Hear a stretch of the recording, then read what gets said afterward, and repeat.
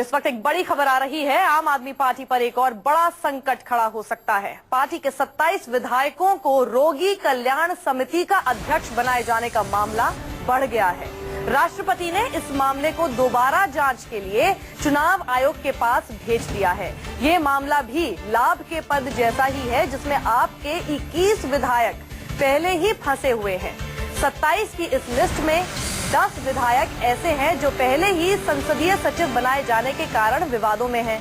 जून महीने में ये मामला चुनाव आयोग के सामने आया था और लॉ स्टूडेंट विभोर आनंद ने चुनाव आयोग को दी थी ये जानकारी कि 27 आप विधायक रोगी कल्याण समिति में अध्यक्ष पद के तौर पर बने हुए हैं और अध्यक्ष होने के नाते लाभ के पद पर हैं और इसीलिए इनकी सदस्यता रद्द की जानी चाहिए। मैं संवाददाता वरुण सिन्हा हमारे साथ हैं। वरुण, आम आदमी पार्टी की मुश्किलें तो बढ़ती जा रही हैं। क्या कोई आधिकारिक रूप से कोई बयान उनकी तरफ से, आखिर उनको क्यों नहीं पता चल पा रहा कि लाभ के पद कौन से होते हैं? देखिए, नई सरकार है और शायद नई सरकार को ये समझ नहीं आ रहा है कि आखिर किसको क्या फैसिलिटी देनी है, किसको क्या पद देना है और किस फैसिलिटी के साथ किस पद को रुकना है या नहीं रखना है। और शायद यही वजह है कि एक के बाद एक उनके जो विधायक है वो फंसते नजर आ रहे हैं। पहले इस पार्लियामेंट्री सेक्रेटरी वाला मुद्दा आया, फिर अब ये 27 विधायकों का जो रोगी कल्याण समिति है उसमें अब कहीं ना कहीं इलेक्शन कमीशन सुनवाई करेगा। तो अब जो दिक्कतें हैं वो बहुत ज्यादा आम आदमी पार्टी की इसलिए बढ़ गई है क्योंकि 21 एमएलए पार्लियामेंट सेक्रेटरी और साथ में 27 में हालांकि 10 जो है वो कॉमन नाम है जो पार्लियामेंट सेक्रेटरी वाले हैं। तो यानी 21 और 17 38 विधायक ऐसे हैं जो अब लाभ के पद के लिए अपनी बात को रखेंगे चुनाव आयोग के सामने और चुनाव आयोग इनकी सदस्यता को लेकर फैसला करेगा। यानी 38 विधायकों की अब मुश्किलें जो है वो आम आदमी पार्टी सरकार में बढ़ती हुई नजर आ रही है। जी, लेकिन जैसे मनीष सिसोदिया एसीबी वाले मामले में बोल रहे थे कि केंद्र सरकार ने जो है एसीबी और सीबीआई को हमारे पीछे लगा दिया है, इस मामले में तो ना ही एसीबी है और ना ही सीबीआई है। किसी एक शख्स ने जो है मतलब ये पूरा मामला संज्ञान में लाया है। तो अब क्या कहेंगे वो? ये तो कोई बहाना ही नहीं हुआ।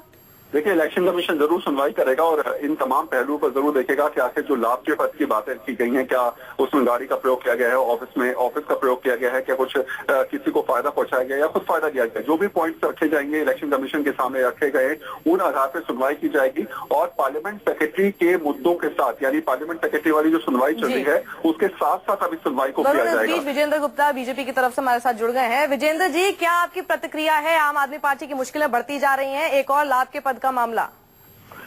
ये बात तो साफ है कि आम आदमी पार्टी को ना तो अनुभव है, ना ही इन 67 विधायक जीतने के बाद जिस तरह से लॉलीपॉप बांटे गए और 21 पार्लियामेंट्री सेक्रेटरीज बनाए गए, उसके बाद बाकी विधायकों को भी किसी न किसी तरह लाभ पहुंचाया गया और 21 विधायकों के मामले में भी इलेक्शन कमीशन का रुख अब साफ होता हुआ नजर आ रहा है। और इससे तो साफ जाहिर है कि मुझे तो लगता है कि पूरी की पूरी सरकार ही कहीं ये 5 साल से पहले ही समाप्ति ना हो जाए, क्योंकि अब नैतिकता के आधार पर तो अरविंद केजरीवाल जी को खुद ही इस्तीफा दे देना चाहिए।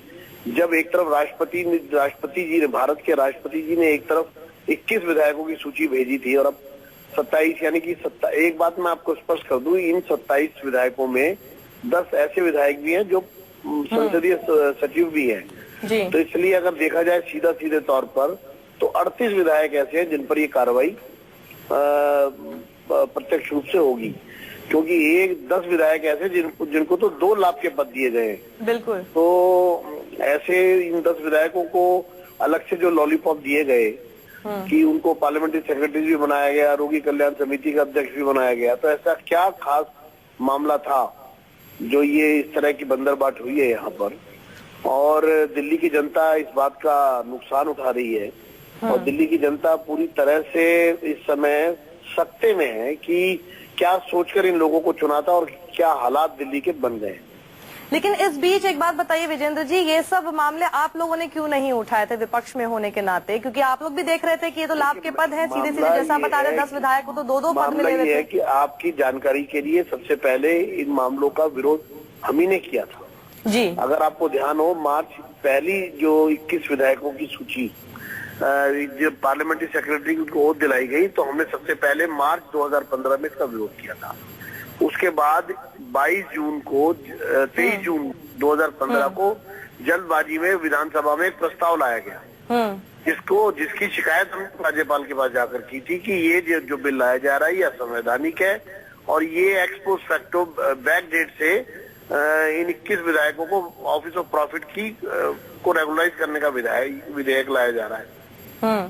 तो प्रश्न ये है कि जो बात हमने सबसे पहले उठाई थी अंतुगत्वा, वो आज इलेक्शन कमीशन में और राष्ट्रपति जी ने भी इसका संज्ञान लिया है। हाँ, लेकिन सच बात ये भी है कि विभोर नाम का शख्स है जो कि ये सबके संज्ञान में लेकर आया।